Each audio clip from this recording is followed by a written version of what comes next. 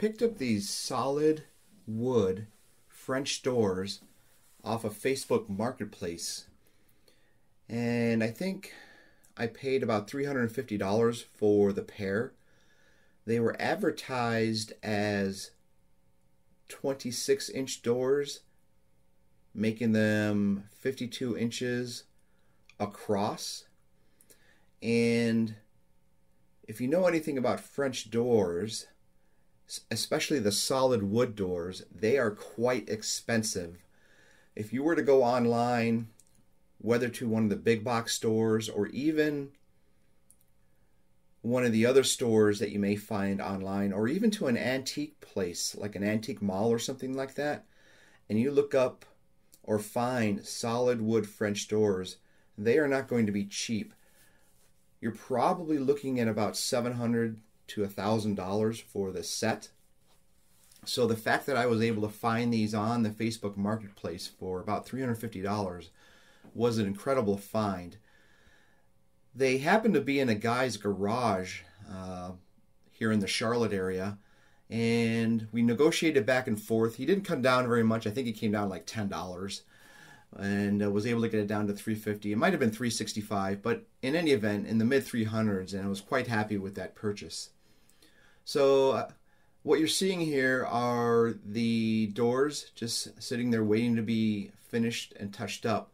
And what I thought I had seen when I first picked them up, if you look at the glass, they look kind of muffled a little bit, kind of opaque, rather translucent as you're looking through them. And I thought what that was debris that was on the glass, meaning that it was either paint or something spilled on all of it there. And it turns out that it was not that. What that is the film that is protecting the glass from breaking or scratching. So once we got into the project and started removing the glass, I realized what they were, and they just peeled off. But I'll show you that here at the end. But that worked out pretty well. So the doors did need a little bit of cleaning, as you will notice here.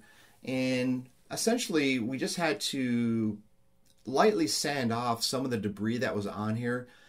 It just gunked up a little bit of stain on the wood, and just from sitting in a garage for that long, they just got a little bit of debris and tarnished a little bit. And all I did was go back through and kind of clean it up with mostly steel wool, just to get the debris that was on the doors themselves on both sides. It wasn't too bad, but it was a little bit of labor involved with that. I didn't want to sand these down because the color that you see in the photos match exactly what we have in for the built-in shelving that we have in the living room area. And since this office is right off of the living room area, the match just happened to work out perfectly. So we didn't want to change too much of the color.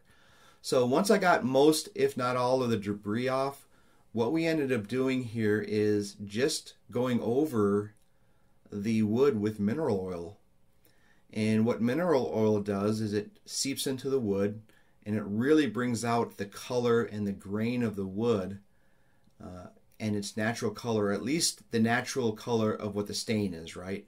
And in this case, it's that reddish brown stain that you see in the photos here. And it really, really brightened them up a lot.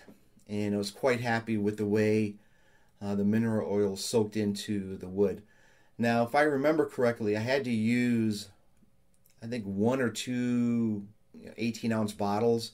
I mean, the wood was very dry, and I just kept putting it on and on and on until the wood could not take any more oil. And it got to the point where it really shined up pretty well and worked out pretty nicely. So that's what we did on here. Moving on, you'll see that the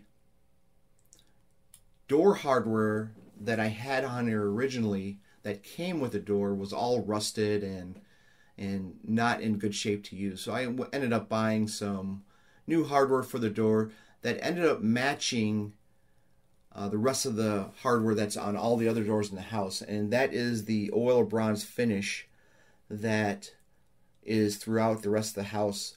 And you'll see that on some other projects that are coming up here in the near future. We also just got a single handle for it. You'll see that on the finished product. And then the stoppers for the door, meaning the floor stopper, as you see in this photo, is the original floor stopper. I didn't want to do anything with that. It was a nice piece of hardware. It gives it kind of antique look. There's one on each door, and we just decided to keep those. I think I even left the tarnish on them because I didn't want to change any of that because they looked pretty neat. And then the only other piece that we did order was there are these kind of like these ball joints that go at the top of the door. So when you close the door, it holds it in place. And that is at the top of the door, as you can see a glimpse of that in the final photo here at the top. And then, of course, with this photo, if you look at it, the doors are just absolutely beautiful as they are sitting here.